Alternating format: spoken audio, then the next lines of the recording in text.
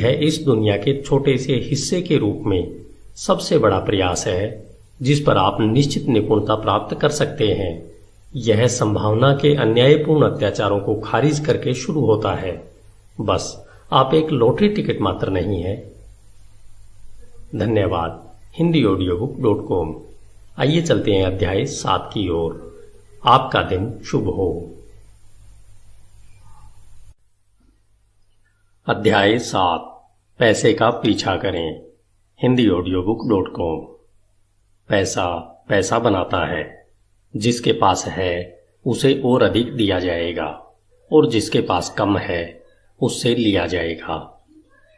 Albert Einstein ने वही देखा जब उन्होंने कहा कि चक्रवर्ती ब्याज दुनिया का 8वां अजूबा है, सबसे बड़ी गणितीय खोज, या यहां तक कह सकते हैं कि यह ब्रह्मांड में सबसे शक्तिशाली शक्ति है। आप जिस भी परिभाषा को पसंद करते हो, आप इस संदेश को नजरअंदाज नहीं कर सकते। घातीय वृद्धि को कभी कम मत समझें। असल में इस बात का कोई सबूत नहीं है कि आइंस्टीन ने इन उदाहरणों में से किसी को कहा हो, लेकिन यह गलतफहमी संदेश को मजबूत करती है। जीवन भर की प्रतिभा के मूलधन का निवेश करने के बाद आइंस्टीन ने उन चीजों के लिए श्रेय प्राप्त करके कब्र में जाने तक ब्याज कमाना जारी रखा है। ज्यादातर बातें भुला दी जाती है। दूसरी ओर आइंस्टीन और शेक्सपियर जैसे कुछ चुनिंदा लोगों को लगातार संदर्भित किया जाता है और उनको हमेशा याद किया जाता है। हमें आश्चर्य नहीं होना चाहिए, क्योंकि कम ही अक्सर असमान परिणाम प्राप्त करते हैं।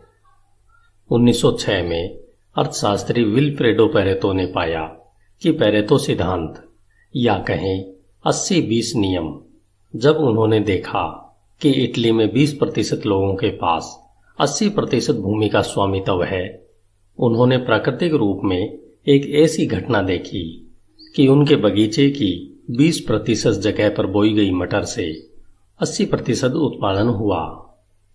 यह असाधारण रूप से स्टार्क पैटर्न है, जिसमें एक छोटे से बीज ने सभी बाधाओं को पार करते हुए पौधे बाहर निकलते हैं, जो हमें प्राकृतिक और सामाजिक दुनिया में हर जगह दिखते हैं। सबसे विनाशकारी भूकंप संयुक्त रूप से सभी छोटे भूकंपों की तुलना में कई गुना अधिक शक्तिशाली होता है।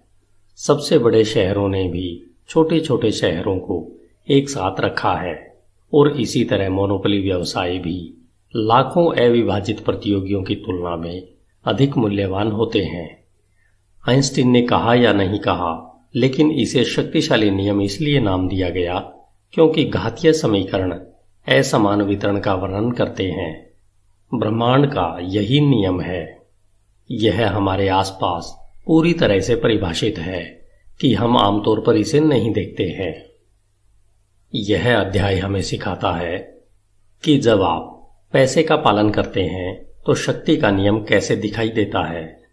वेंचर पूंजी में जहां निवेश प्रारंभिक चरण की कंपनियों में घातीय वृद्धि से लाभ उठाने का प्रयास करते हैं, कुछ कंपनियां अन्य सभी की तुलना में तेजी से अधिक मूल्य प्राप्त करती है। ज्यादातर व्यवसायों को वेंचर पूंजी से निपटने की जरूरत नहीं होती, लेकिन सभी को वास्तव में एक बात पता होना चाहिए कि वेंचर पूंजीपति इसे समझने के लिए संघर्ष करते हैं। हम एक सामान्य दुनिया में नहीं रहते, बल्कि एक शक्ति के कानून के अंतर्गत रहते हैं। वेंचर कैपिटल का पावर। वेंचर कैपिटलिस्टिक प्रारंभिक चरण की कंपनियों को वादा करने से पहचान, निधि और लक्ष्य का लाभ रखते हैं। वे इंस्टीट्यूशनल और अमीर लोगों से धन जुटाते हैं और इसे एक फंड में पूल करते हैं और प्रौद्योगिकी कंपनियों में निवेश करते हैं। उनका मानना है कि इससे वे अधिक मूल्यवान बन जाएंगे। यदि वे इससे बाहर निकलते हैं तो वे रिटर्न पर लगभग 20% कटौती करते हैं। एक वेंचर फंड तभी पैसा बनाता है जब उसके पोर्टफोलियो में कंपनियां अधिक मूल्यवान हो जाएं, या सार्वजनिक हो जाती है, या बड़ी कंपनियों द्वारा खरीदी जाती है।